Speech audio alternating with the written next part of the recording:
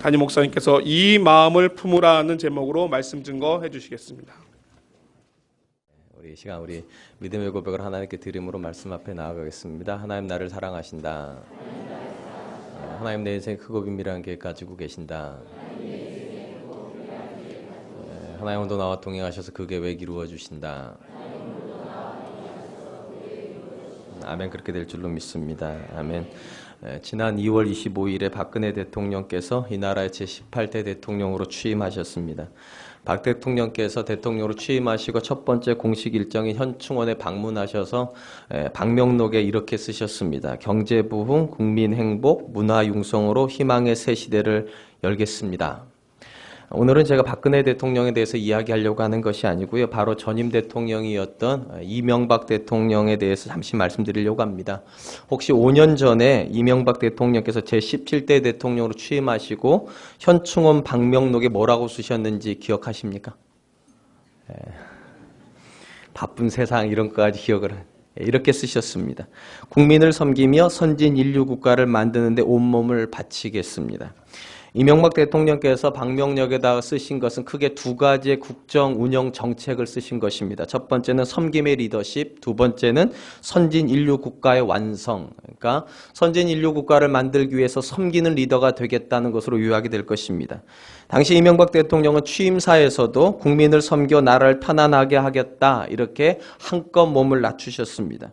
이명박 전 대통령께서 현충원 방명록에다 쓰신 글과 취임사에서 계속 강조되는 것은 우리가 흔히 서번트 리더십이라고 부르는 섬김의 리더십입니다. 이 섬김의 리더십은 기존의 리더십과 달리 지배하지 않습니다. 섬김으로 이끌어가는 리더십입니다. 제가 남서론의교회에서 부목사로 있을 때 이명박 대통령께서 취임하셨고 그 주에 홍정일 목사님께서 기대와 함께 우려에 섞인 목소리로 이렇게 설교하셨습니다. 제가 이 부분은 매우 정확하게 기억하고 있습니다. 비슷하게 읽어드릴 테니까 한번 들어보세요. 이명박 대통령께서 섬김의 리더십을 화두로 삼으신 것은 매우 좋은 일이지만 과연 이명박 대통령께서 섬겨본 적이 있는 분이신지는 잘 모르겠습니다.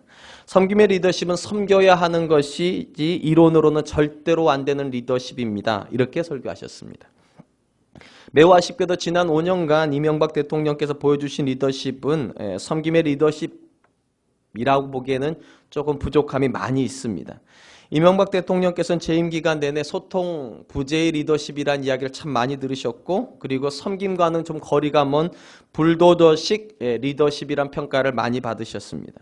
가장 대표적인 것이 아마도 4대강 사업이 아닐까 싶습니다. 여기서 미리 말씀드립니다. 저는 4대강 사업을 잘 모릅니다. 그래서 제가 평가를 내리지는 않습니다.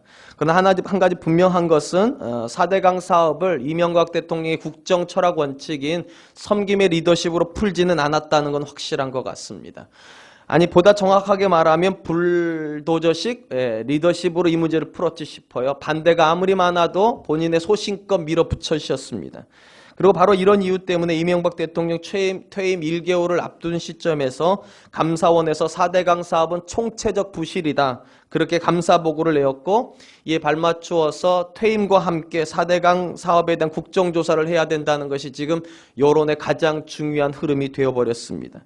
아무리 생각해보고 또 생각해보아도 섬김의 리더십은 아니었던 듯 싶습니다. 이론은 있었는데 실체가 없는 리더십이셨습니다. 이명박 전 대통령께서 그렇게 강조하셨던 섬김의 리더십의 전형은 기독교 용어입니다. 이 섬김의 리더십이라는 것 출발 자체가 기독교에서 왔습니다. 이 용어의 모티브가 되었던 구절은 예수님께서 제자들에게 말씀하셨던 자신의 삶에 대한 이야기입니다. 마가복음 10장 45절 인자가 온 것은 섬김을 받으려 함이 아니라 도리어 섬기려 하고 자기 목숨을 많은 사람들의 대속물로 주려 함이라.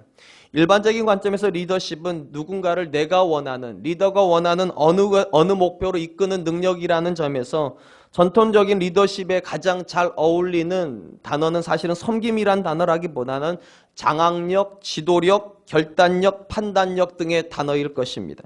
바로 이런 이유에서 우리가 가지고 있는 리더상은 대부분 강하고 강직하고 확신에 차 있는 리더입니다. 그런데 성경에서 예수님께서 보여주신 리더십은 주장하고 그리고 주장하는 이미지가 아니라 양보하시는 이미지이고 빼앗는 느낌이 아니라 내어주시는 이미지입니다. 이런 섬김의 리더십의 절정은 예수님께서 인류를 위하여 그분의 몸을 내어주신 십자가입니다. 예수님은 자신을 내어주신 십자가를 통하여서 인류를 자신이 원하시는 구원의 지점까지 이끌어 가셨습니다. 이러보건대 섬김의 리더십은 보통의 리더들처럼 자기를 주장할 수 없습니다. 그리고 힘으로 이끌어갈 수도 없습니다. 반드시 소통해야 되고 자리를 내려놓고 낮은 자리로 가서 그들과 함께 있어야 하며 심지어 자신의 권리를 포기해야만 가능한 리더십입니다. 그런데 안타깝게도 섬김의 리더십을 이야기하신 이명박 대통령의 지난 5년의 임기는 죄송하지만 전형적인 강한 리더십이지 섬김의 리더십은 아니었습니다. 소통하지 못하셨던 것 같습니다. 포기하지 못하셨던 것 같습니다. 양보하지 못하셨던 것 같습니다. 그래서 이론은 있는데 실체는 없었던 것 같습니다. 우리는 지난 시간에 사도 바울이 빌립보 교회를 향해서 계속해서 하나 돼야 된다, 하나 돼야 된다, 하나 돼야 된다, 하나 돼야 된다. 이런 이야기를 했다고 우리가 살펴보았습니다. 그리고 이 하나됨의 본질을 구성하는 요소는 다툼과 허영이 아니라 겸손과 돌봄이라 그렇게 정의하였습니다.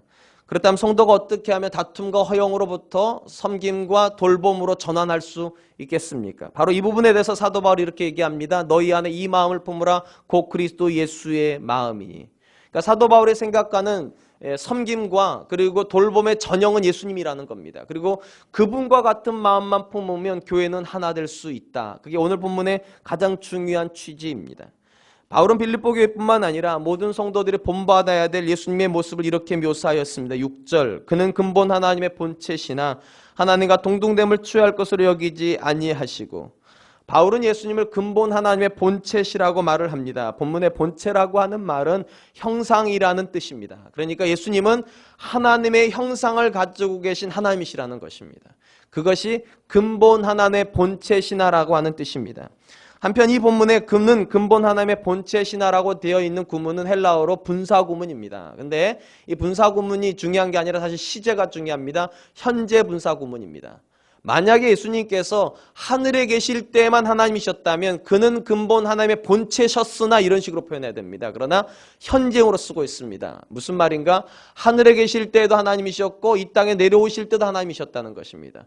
사람을 입으셨지만 그분은 하나님이셨습니다. 그렇기 때문에 오병이어로 5,000명을 먹이실 수 있었고 그렇기 때문에 물리학의 법칙을 거슬려서 무리를 걸으신 것입니다.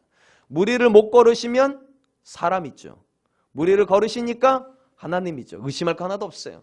믿음은 매우 간단해요. 예수님은 하나님이셨기 때문에 가능한 일들이 성경에 기록되어 있습니다.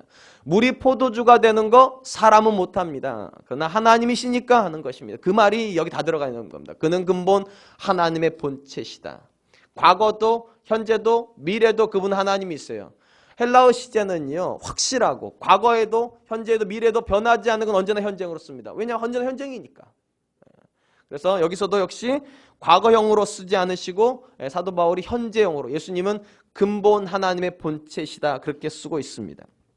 이러보건대 바울은 예수님을 사람의 아들로 생각하고 있는 것이 아니라 하나님으로 생각하고 있습니다. 이거는 의심의 여지가 없다는 거예요. 하나님의 본체이시다. 그런데 특이한 것은 의심의 여지가 없이 하나님이신 예수님께서 이렇게 하신 것입니다. 하나님과 동등됨을 취할 것으로 여기지 않으셨다. 여기 취한다고 하는 말은요 전쟁이나 싸움에서 쓰는 단어입니다. 무언가를 뺏어올 때 쓰는 단어입니다. 취하여 온다, 뺏어온다 또는 노획물로 가지고 온다 이런 뜻입니다. 바울은 이런 표현을 통해서 하나님이신 예수님께서 성부 하나님으로부터 억지로 성부 하나님이 취하시는 뭔가를 뺏어오려고 하지 않으셨다는 겁니다. 이는 스스로 하나님이 되어 하나님이 받으시는 영광을 뺏어오려고 했던 아담하고 비교가 됩니다. 아담은 하나님의 다스림 안에 있기를 싫어했어요. 그래서 어떻게 합니까? 스스로 하나님이 되어 하나님처럼 다스리고 싶었습니다. 그 말은 하나님으로부터 다스림을 뺏어오고 싶었다는 거예요. 하나님처럼 영광 받고 싶었습니다. 그 말은 하나님께 뺏어오고 싶었다는 거예요. 그건 죄입니다. 근데 여러분 피조물인 아담이 하나님으로부터 뭔가를 뺏어오려고 하는 건 죄 맞아요. 근데 여러분 하나님이신 예수님께서 하나님으로부터 무언가를 가져오는 건 죄일까요? 죄가 아닐까요? 죄일 수가 없어요. 왜냐하면 동등하신 하나님이니까. 성부 하나님이나 성자 하나님이나 성령 하나님이 동일한 하나님이시기 때문에 성부 하나님께서 아버지 하나님께 이렇게 말해도 아버지 저도 그 영광 받고 싶습니다. 제게도 주십시오. 그럴 수 있다는 거예요. 왜냐 하나님이시니까. 근데 예수님께서 그렇게 하지 않으셨대요. 아마 여기에 삼위일체의 비밀이 들어있지 싶습니다. 만약 성부 하나님과 성자 하나님이 하나님됨을 가지고 다투셨다면 하나일 수 없어요. 성령 하나님과 성자 하나님이 우리를 가지고서 누구 소속이냐를 가지고 다투셨다면 하나일 수 없어요. 근데 성경 안에 보면 성부 하나님이 높아질 때 성자 하나님이 기뻐하셨습니다. 그리고 성자 하나님이 존귀케 될 때 하나님이 영광을 받으셨습니다. 더 놀라운 건 예수님께서 성자이신 예수님께서 성령을 보내셨습니다. 우리 같으면 그렇게 안 할 거예요. 그렇죠? 예. 잘 모르시나 보죠. 우리는 나랑 비슷한 사람 가면 안 되는 거잖아요. 내 이름이 높아져야 되니까. 나랑 똑같은 사람이 가면 나 잊어버릴 거 아니에요. 목사님들이 그러신다고 그러더라고요. 안식년 갈 때 절대 부목사한테 교회 안 맡기고 간대요. 왜냐하면 나 잊어버릴까 봐. 그러신대요. 근데 성령 하나님이 오실 때 성자 하나님이 전혀 그 염려하지 않으셨어요. 왜냐하면 하나시니까. 취할 것으로 여기지 않으세요. 동등하시니까. 그리고 오히려 성령 하나님께서 영광 받을 때 성자 하나님이 기뻐하시는 그런 모습입니다. 그렇다면 여러분 왜 예수님께서 하나님과 동등됨을 취할 것으로 여기지 않으셨을까요? 여기에 매우 단순하지만 놀라운 비밀이 숨어 있습니다. 예수님이 성부 하나님과 동일한 하나님이셨기 때문입니다. 이건 매우 단순하지만 매우 놀라운 비밀입니다. 우리 성경은 그는 근본 하나님의 본체시나 이렇게 번역을 하였습니다. 여러분 나중에 집에 가셔서 몇몇 성경을 찾아보시면 이게 양보구문으로 되어 있습니다. 우리 중학교 때 배운 영어 시간에 양보구문하면 생각나는 단어가 있죠. although 이렇게 표현했습니다. although는 비록이라고 이렇게 번역을 하죠. 비록 그는 하나님이셨으나 이런 뜻입니다.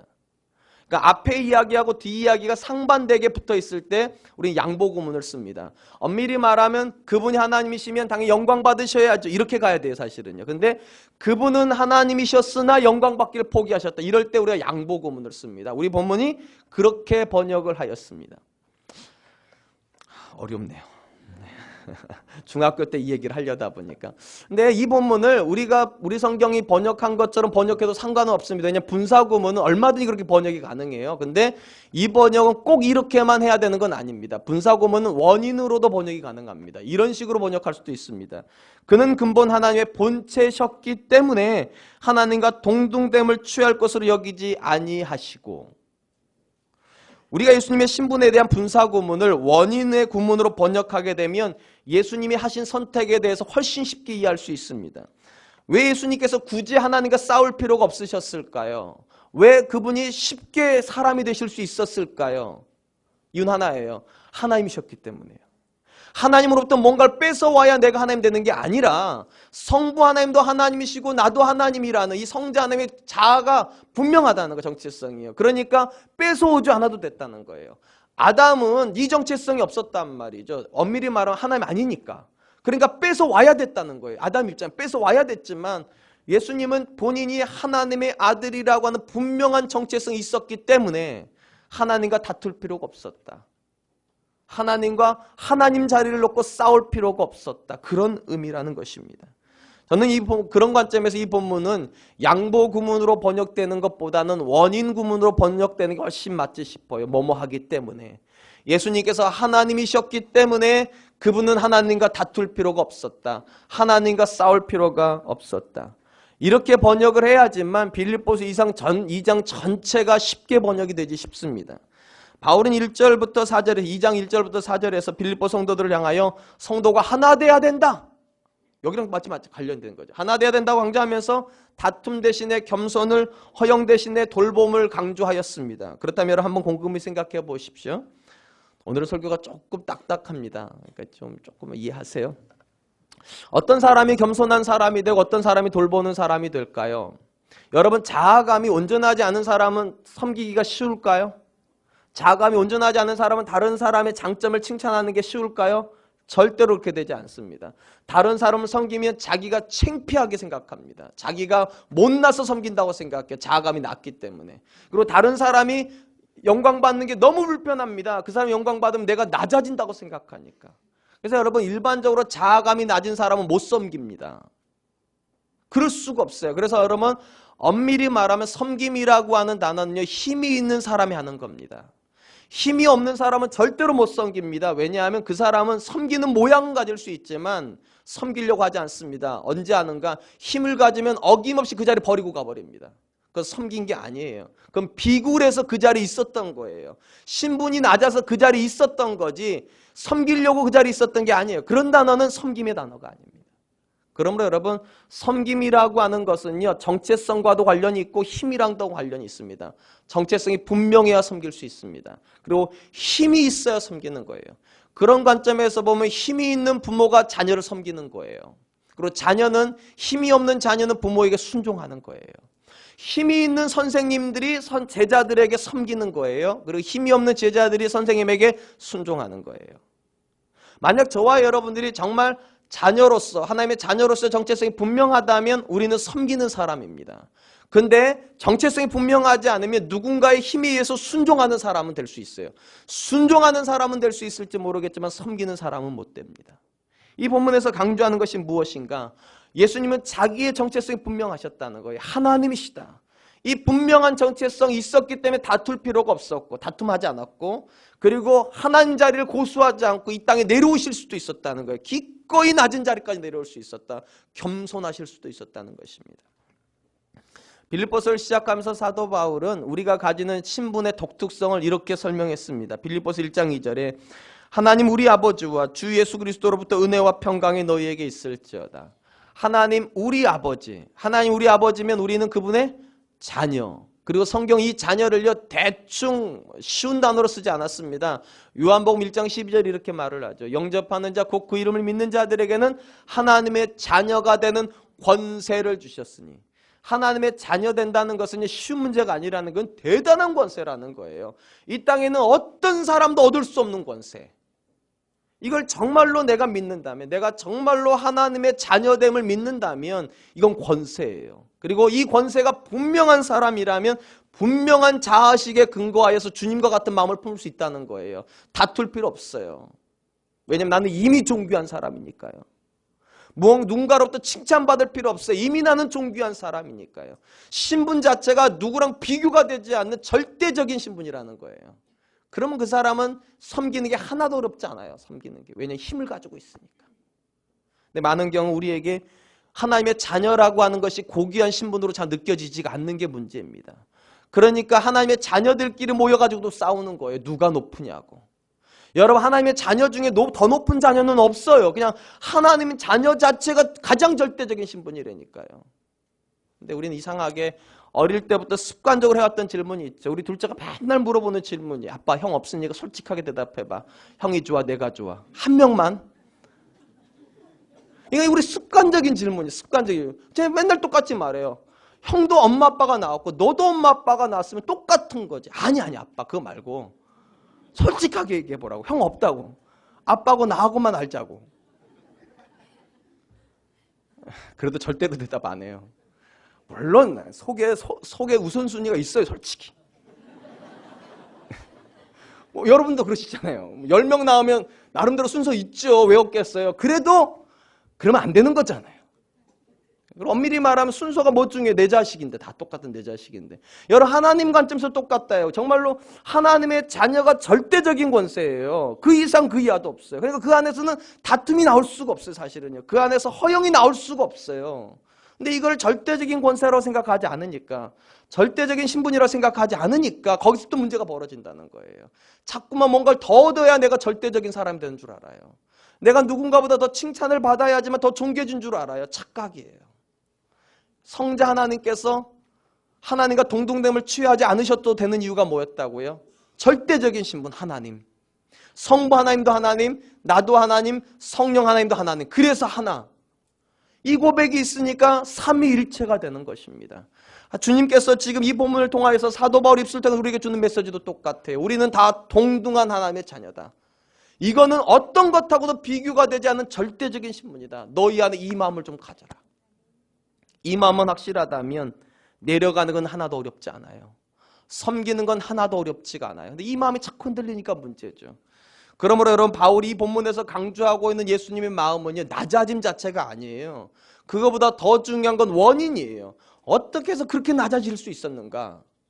답은 하나라니까. 그는 근본 하나님의 본체시나 자의식이 분명하다는 거예요. 나도 하나님이라.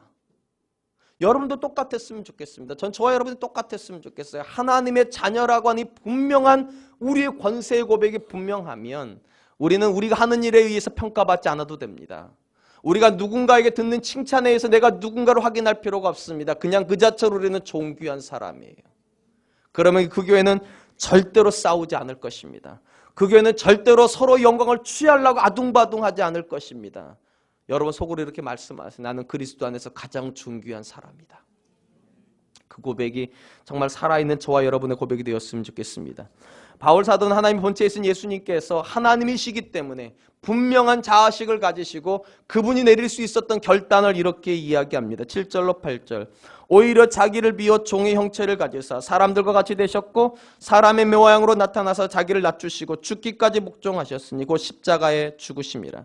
예수님께서 스스로 하나님이시라고 하니 분명한 자아식이 하나님을 향하여서는 싸움으로 드러나지 않았습니다. 다투지 않으셔서 하나님을 향해서 분명한 자아식이. 그리고 우리를 향하여서는 기꺼이 낮은 자리까지 내려와 주셨답니다. 기꺼이 어느 정도까지? 십자가에 죽으실 때까지. 그리고 이것은 누군가가 강요해서 그렇게 한 것이 아니라 예수님의 자발적인 선택이었음을 강조하기 위해서 사도 바울이 이렇게 씁니다.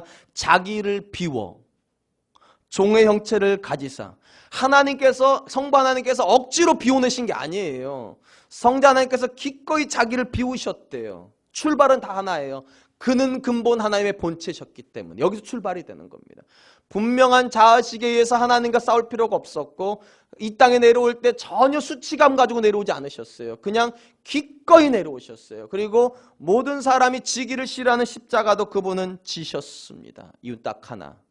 하나님이셨기 때문에. 그럼 궁금한 건 이겁니다. 여기 보니까 자기를 비웠다고 되어 있는데 예수님께서 자기를 비워내셨답니다. 그럼 도대체 무엇을 비워낸 겁니까? 하나님의 길을 포기한 겁니까? 많은 사람이 그렇게 생각을 하시더라고요. 이 본문에서 자기를 비우는 것이 하나님의 길을 포기하셨다. 하나님의 길을 내려놓으셨다. 아니요. 그럼 큰일 납니다.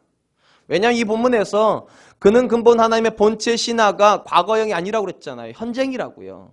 무슨 말인가? 이 땅에 내려오실 때도 예수님은 하나님으로 내려오신 거예요. 사람의 아들로 태어났지만 여전히 하나님이 있어요. 그러니까 그분 안에는요, 완벽성이 두 가지가 있어요. 완전한 하나님, 완전한 인간이에요. 그 의미를 사도 바울이 현재으로 쓰고 있는 거예요. 그러니까 절대로 하나님인 걸 비우신 건 아니에요. 여전히 하나님이 있어요. 대신 뭐를 비웠습니까? 하나님이 마땅히 받으셔야 되는 영광 비워내신 겁니다. 하나님 마땅히 주장할 수 있는 권리도 내려놓으셨습니다. 빌라도 앞에서요, 그의 재판정에 쓰시는 것 자체가 비워내신 거예요. 여러분 어떻게 하나님이 사람의 재판을 받습니까? 받아야 되는군요. 절대로 못 받는 거예요. 근데 그걸 비워내셨다니까요. 자기가 하나님이시지만, 본인이 하나님이시지만 하나님의 권리 비워버리셨어요. 하나님의 영광 비워버리셨어요. 그러니까 십자가를 지실 수가 있어요. 근데 중요한 건 이것입니다. 십자가를 지실 때 주님이 수치감으로 지셨을까요? 어떻게 생각하세요? 우리 고난주간만 오면은 패션 오브 크라이스트를 막 틀어주고 너무 잔인하게 나오잖아요. 막 주님이 막 미칠 것처럼 막 저는 그거 잘 안 봅니다. 그래서요. 잠이 안 와요. 그런 거 보고 나면. 저는 그 영화에서 물론 주님의 고난의 강조점이 있기 때문에 동의는 합니다. 근데 여러분, 주님께서 십자가에 달릴 때요, 사람으로만 달리신 게 아니에요. 하나님으로 달리셨어요. 하나님으로 달리셨기 때문에 그분 안에 수치감이 없었던 겁니다. 여러분, 그 당시에 모든 사람들이 제일 싫어했던 거, 절대로 그 자리에 가고 싶지 않았던 자리가 바로 십자가였어요. 사람이 사람에게 내릴 수 있는 가장 잔인한 구형이었기 때문에요. 근데 주님은 전혀 두려움이 없습니다. 아버지요, 할 수만 있거든 이 잔을 내게서 피하여 주게 하십시오. 여기까지는 맞아요. 근데 그냥 이렇게 말하죠. 그러나 나의 원대로 하지 마시고 아버지의 원대로 하십시오. 왜 주님께서 십자가까지, 그 수치스러운 십자가까지 질 수 있었을까요? 하나님이셨기 때문에요. 답이 다 거기 들어가 있어요. 하나님이셨기 때문에. 자아감이 흔들리지 않았기 때문에요. 왜 사도 바울이 죽음 앞에서도 두려워하지 않을까요? 자아감 흔들리지 않아요. 하나님의 자녀. 이게 흔들리지 않으니까 어떤 상황, 어떤 환경에 들어가도 상관없는 거예요. 기쁨으로 감당할 수 있는 거예요. 여러분 어떻게 생각할지 모르겠지만 작년도에 저는 제 인생에 천지개벽이 이루어졌습니다. 신분의 변화가 생겼어요. 부목사에서 부자 떼고 담임자 붙였어요. 담임 목사가 됐어요. 여러분이 어떻게 생각할지 모르겠지만 이건 제 인생의 어마어마한 변화입니다. 저를 바라보는 시선들이 달라지기 시작해서 이건 뭐 그럴 수 있다 치는데 제 주변에 있는 사람들을 바라보는 시선도 달라졌어요. 특별히 저희 어머니에게 많은 변화가 일어났습니다. 저희 어머니가 섬기시는 교회에서 저희 어머니가 주로 많이 하시는 게 이제 기도, 중보기도 사역하고 그 다음에 식당 봉사를 참 많이 하십니다. 우리 어머니가 저한테 하신 말씀이에요. 본인이 매일같이 식당에 가가지고 다다다다다다다 일을 하니까 뭐 우리 교회로 말하면 조장 권사님들이나 순장들이 조금 우습게 봤다는 거죠. 식당에서만 일하는 좀 못 배운 권사님 정도로. 근데 작년 4월 22일부로 저희 어머니의 신분이 격상되셨어요. 뭔 날인지 아시죠?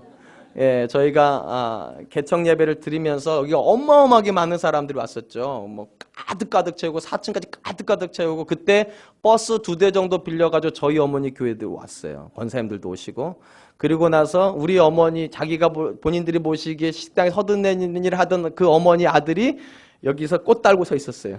그게 저예요. 그리고 교회로 돌아갔는데 그때부터 이제 반응이 달라지는 겁니다. 아니 그렇게 훌륭한 아들 목사님 두신 권사님이 식당 들어가면 안 된다고. 식당에서 그런 거 하면 안 된다고. 아들이 목사님인데 그것도 담임 목사님인데 권사님 그러면 안 된다고. 그래도 우리 어머니 꿋꿋이 가서 타타타타타타. 그러니까 제가 하나 달라지니까 제 신분이 하나 죄송해요 신분이라고 그래서 그래도 뭐 어쨌든가 이해하기 쉽게 제가 신분이 좀 달라지니까 저희 어머니 신분도 달라져 버렸어요. 저희 아이들을 바라보는 시각도 달라졌겠죠. 당연히 담임 목사 아들이니까. 또 제 아내를 바라보는 시각도 달라졌겠죠. 담임 목사 아내가 되었으니까. 이게 저한테는 매우 죄송하고 매우 황송합니다. 제가 이 달라진 변화의 신분을 가장 많이 그리고 가장 자주 확인하는 데가 식당입니다. 가장 좋은 자리에 저 앉히려고 그러더라고요. 제일 먼저 음식도 갖다 주시더라고요. 그리고 자꾸만 좋은 음식을 제 앞으로 갖다 놓으시더라고요. 대단히 죄송합니다. 대단히 할머니 권사님들하고 가도 그렇고 집사님하고 가도 그렇고 장로님이랑 가도 그렇고 제가 맨날 그러더라고요. 제일 당황스러운 거 제가 앉기 전에 앉지도 않으시더라고요. 확실히 신분이 달라진 것 같아요. 그래서 너무너무 죄송해서 제가 식당에 가면 늘 하는 게 몇 가지가 있습니다. 첫 번째 숟가락 놔드립니다. 젓가락도 제가 놔드립니다. 물도 제가 따라 드립니다. 부목사 때 그런 거 하면 속으로 이렇게 생각할 때가 있었어요. 내가 부목사라서 이러나? 좀 잘 보이려고? 좀 비굴하게 힘이 없어서 그럴 수 있었어요. 솔직히 그런 생각도 좀 하면서 했어요. 근데 담임 목사가 되고 나니까 하나도 문제가 안 돼요. 숟가락 놔줘도 난 담임 목사니까. 젓가락 놔줘도 담임 목사니까. 물 놔줘도 난 담임 목사니까. 우리 부목사님들하고 같이 식당 가도 저는 제가 숟가락 놔줘요. 그래도 제가 담임 목사예요. 그렇지 않습니까? 신분은 바뀌지 않아요. 물을 놔줘도 물 마시는 부목사님이 담임 목사 아니에요. 제가 담임 목사예요. 일전에 우리 주재현 목사님 죄송해요 이건 설교 온 거에 없는 내용인데 주재현 목사님이 이사를 하셔가지고 우리 김용호 목사님이랑 저랑 같이 갔는데 우리 어머니께서 주재현 권사님의 장모님께서 우리 김용호 목사님이 담임 목사님인 줄 아시고 외모는 여기가 담임 목사예요. 외모는 그래도 제가 담임 목사예요. 무슨 말씀 드리려고 하냐면 여러분 내가 하는 행동 중요하지 않다는 거예요. 내가 어떤 대접받는 거 중요하지 않아요. 진짜는요. 내가 누구냐가 더 중요해요. 예수님께서 이 땅에 왜 내려오실 수 있었을까? 왜 십자가가 지실 수 있었을까? 아무도 안 지려고 하는 건데 왜 지실 수 있었을까? 하는 행동이 중요하지 않고요. 사람들 하는 말이 중요하지 않고 정말 중요한 건 내가 하나님께 누구냐가 더 중요하니까. 그 사실은 안 바뀌니까. 하나님이란 그 사실은 안 바뀌니까. 마치 제가 담임 목사라는 사실이 안 바뀌는 것처럼 여러분 명심하세요. 여러분이 사람들에게 어떤 대접받느냐가 중요하지 않아요. 사람들이 여러분들에게 어떤 말 하느냐가 중요하지 않아요. 진짜 중요한 건 하나님 앞에 여러분이 누구냐가 더 중요해요. 사도 바울은 이렇게 말합니다. 하나님이 너희 아버지시고 우리가 그분의 자녀라고. 이 사실만 분명해지면 우리는 주님과 같은 선택을 할 수 있다는 겁니다. 기꺼이 낮은 자리까지 내려갈 수 있다는 거예요. 기꺼이 다른 사람 섬길 수 있다는 거예요. 왜냐하면 그 행동에 의해서 내가 누구냐가 바뀌지 않으니까. 젓가락 놔준다고 담임 목사가 부목사 되는 거 아니거든요. 물 놔준다고 갑자기 담임 목사가 전도사 되는 거 아니거든요. 근데 우리는 이게 잘 안 되는 사람들이에요. 사도 바울이 이렇게 말합니다. 너희 안에 이 마음을 품으라. 곧 그리스도 예수의 마음이니 그는 근본 하나님의 본체시다. 하나님의 본체이셨기 때문에, 그분이 하나님이셨기 때문에 낮은 자리로 내려가는 게 하나도 어렵지 않았다. 십자가도 기꺼이 질 수 있었다. 왜냐하면 하나님이셨으니까. 저와 여러분들이 만약에 하나님의 자녀라고 하는 이 신분이 정말로 중요해지면 교회에서 여러분이 어떤 일을 하느냐는 중요하지 않을 거예요. 사람들이 여러분들한테 뭐라고 말하는지도 중요해지지 않을 거예요. 그냥 하나님 앞에 내가 누구냐가 더 중요하니까. 저는 사랑과 은혜교회 와가지고요, 우리 성도님들 안에서 당당함을 보아서 참 좋습니다. 식당에서 일하시는 권사님들 표정 속에 절대 내가 이거밖에 못해서 이거 하지, 그런 표정이 아니에요. 당당하세요. 내가 이런 일도 할 수 있어 얼마나 좋은지. 여러분 식당에서 이거 다다닥 한다고 우습게 보시면 안 돼요. 그분들 다 대학 나오셨고요. 아들, 딸 다 훌륭한 분들이에요. 그런데도 섬겨주시는 거예요. 당당함이 있어요. 봄, 여름, 가을, 겨울 4계절 동안 길거리에서 주차하시는 분들 배운 게 그거밖에 없어서 그거 하는 줄 아닌 거 아시죠? 당당하게. 하나님의 자녀라는 이 당당함이 있으니까 이거에도 아무 꿀리지 않는 거죠. 저도 나가서 이거 하라면 할 수 있어요. 설교만 누가 해주면. 정말 저는 그 당당함이 좋아요. 주일학교에서 아이들 코 닦아주고 등 업어주는 거 못 배워서 그거 하는 거 아니죠. 사람들이 알아주지도 않는데 그 자리에서 그거 하는 거 당당함이 있죠. 정말로요. 하나님의 자녀에 대한 확신이 있으니까. 하나님께서 나를 하나님의 자녀 삼아주셨다는 이 확신이 있으니까. 전 저와 여러분들이 하는 모든 사역들이 그런 당당함이었으면 좋겠어요. 올프렌즈에서 사역을 할 때에도 여러분 그 당당함으로 했으면 좋겠어요. 엄밀히 말하면 그들은 노동자로 우리나라 왔고, 우리는 사실 우리 중에 대부분 많은 사람들은 그런 사람 고용할 수 있는 사람들 아닙니까? 근데 왜 우리가 그들을 섬길 수 있습니까? 섬겨도 우리는 신분이 바뀌지 않으니까. 하나님의 자녀. 예수님께서 십자가를 지실 때에도 당당하실 수 있었던 이유, 하나님의 본체셨기 때문에. 그러므로 저는 저와 여러분들이 과감하게 밑으로 내려갔으면 좋겠어요. 내려가도 흔들리지 않는 게 우리의 신분이기 때문입니다. 한편 성부 하나님께서 동등한 하나님의 자리를 고집하지 않으시고 기꺼이 자기를 비워 낮은 자리까지 내려가서 십자가까지 지셨던 예수님을 향하여 어떻게 하여 주셨는가? 그게 9절로 11절입니다. 우리 같이 한번 읽어보죠. 읽습니다. 시작. 이러므로 하나님이 그를 지극히 높여 모든 이름 위에 뛰어난 이름을 주사 하늘에 있는 자들과 땅에 있는 자들과 땅 아래에 있는 모든 자들로 모든 무릎을 예수의 이름에 꿇게 하시고 모든 입으로 예수 그리스도를 주라 시인하여 하나님 아버지께 영광을 돌리게 하셨느니라. 저는 이 구절이야말로 성경의 가장 놀라운 반전이라 생각합니다. 가장 밑으로 내려가셨는데 예수님께서 가장 밑으로 내려가신 예수님을 하나님께 어떻게 하셨답니까? 지극히 높은 이름을 주셨답니다. 가장 밑으로 내려가셨던 그분을 가장 높여주셨다. 거기 나오는 지극히 높은 이름이라고 하는 것은 11절에 나오는 주라는 이름입니다. 주라는 호칭을 주셨다는 겁니다. 그리고 하나님께서 이 주라고 하는 호칭을 주셨다는 건 매우 의미심장한 표현입니다. 여러분 구약 성경에 가장 많이 나오는 하나님의 이름이 뭔지 아십니까? 우리가 흔히 여호와라고 알고 있지만 엄밀히 말하면 야훼라고 하는 이름입니다. 이 야훼라고 하는 이름은 하나님이 가장 자주 쓰신 본인의 이름이십니다. 그런데 유대인들은 이 야훼라는 이름을요, 죄인이 부르는 것에 대한 부담이 꽤 많았습니다. 그래서 야훼라고 하는 단어가 나올 때마다 대체로 불렀습니다. 어떤 단어로 대체시켰는가? 히브리어로 주라고 하는 뜻이 아도나입니다. 그래서 아도나이라고 불렀어요. 그러니까 야훼라고 하는 단어가 나올 때마다 아도나이 이렇게 읽었어요. 그다음 점점 어떤 일이 벌어졌는가? 야훼라고 하는 단어에 어근이 없어져 버렸어요. 쉽게 말하면 뭐라고 읽을지 몰라요. 모음, 히브리어는요 자음이 없어요. 모음이 없어요. 자음만 기록이 되어 있어요. 후에 이제 거기다 모음을 집어넣은 거예요. 문제는 야훼라고 하는 단어를 안 부르다 보니까 이게 어떻게 불려졌는지 발음을 잃어버렸어요. 그래가지고 어떻게 했는가? 아도나이라고 하는 단어에서 모음을 따가지고다가 어디다 붙였는가? 야훼에다 붙였습니다. 그래서 이 두 단어를 붙여놓은 단어가 여호와예요. 그러니까 야훼라고 하는 말이나 여호와라고 하는 말은 같은 단어예요. 여러분이 공동번역서를 보시면 여호와라고 안 씁니다. 다 야훼라고 씁니다. 같은 단어이기 때문에요.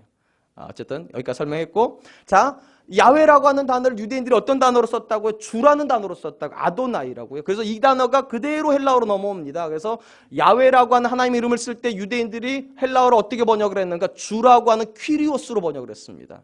이 본문에서 퀴리오스, 주, 이 단어는 아주 단순히 말하면 구약성경으로 말하면 하나님이라는 이름을 줬다는 겁니다. 그러니까 하나님, 예수님께서는 자기를 하나님과 동등됨을 취하지 않고 비워내셨는데 하나님께서는 어떻게 하셨다고? 그 예수님을 지극히 높여가지고 하나님의 이름을 주셨다고요. 이게 반전이에요.